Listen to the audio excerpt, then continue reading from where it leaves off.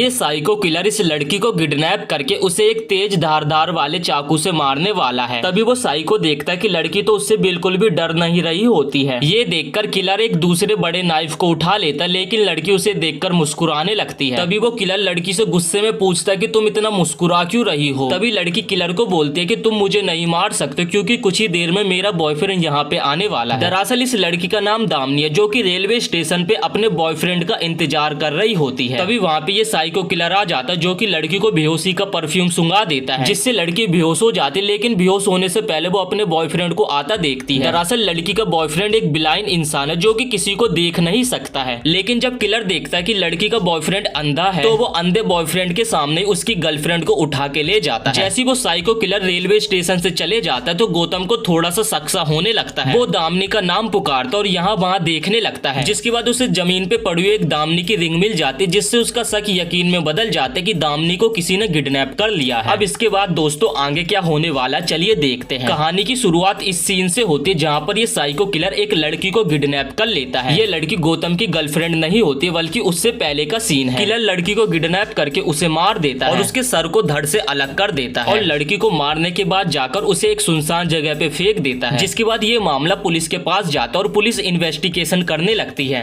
इसी के बाद हमें अगला सीन दिखाया जाता है, जहाँ पर साइको किलर ने गौतम की गर्लफ्रेंड को भी किडनैप कर लिया था। दरअसल गौतम की गर्लफ्रेंड ने उसे रेलवे स्टेशन पे मिलने के लिए बुलाया था, लेकिन जब रेलवे स्टेशन पे पहुंचने के बाद गौतम को दामिनी नहीं मिलती है, तो उसका शक यकीन में बदल जाता है कि दामिनी को किसी ने किडनैप कर लिया है। गौतम पुलिस वालों को बताता है कि उस साइको किलर ने ही दामिनी को किडनैप कर लिया है। जिसके बाद वो साइको किलर एक सुनसान घर में दामिनी को किडनैप करके ले आता है और दामिनी को एक बड़े से नाइफ से मारने की कोशिश करता है। लेकिन जब वो साइको किलर देखता है कि दामिनी उसे देखकर मुस्कुरा रही तो उसकी सटक जाती है। किलर पूछता है कि मैं तुम्हें मारने वाला हूं, लेकिन तुम इतना मुस्कुरा क्यों रही हो। तभी दामिनी बोलते कि मेरा बॉयफ्रेंड मुझे बचा लेगा और वो कुछ ही देर में यहाँ पे आने वाला है। ये सुनकर किलर के भी होश उड़ जाते और वो दामिनी को नहीं मारता है और दामिनी के चैलेंज को एक्सेप्ट कर लेता है। थोड़ी देर बाद किलर एक लड़की को पैसों में खरीद के लाता है, लेकिन उसके साथ रोमांस करने की जगह वो उसे किडनैप कर लेता है और दामिनी की जगह उस लड़की को उसी जगह पे लेटा देता है और उस लड़की को मार देता है। फिर किलर दामिनी के पास जाता और उसे बोलता है अगर तुम्हारा बॉयफ्रेंड यहाँ तक तुम्हें खोजता हुआ आ जाएगा तो मैं भी उसे इसी तरीके से मार दूंगा। अगले दिन हमें उसी लड़की की बॉडी दिखाई जाती जिसे उस किलर ने मार कर टांग दिया था। गौतम को जब रिसर्च करने के लिए बॉडी के पास भेजा जाता है, तो वो स्मेल से ही समझ जाता है कि ये बॉडी दामिनी की नहीं है।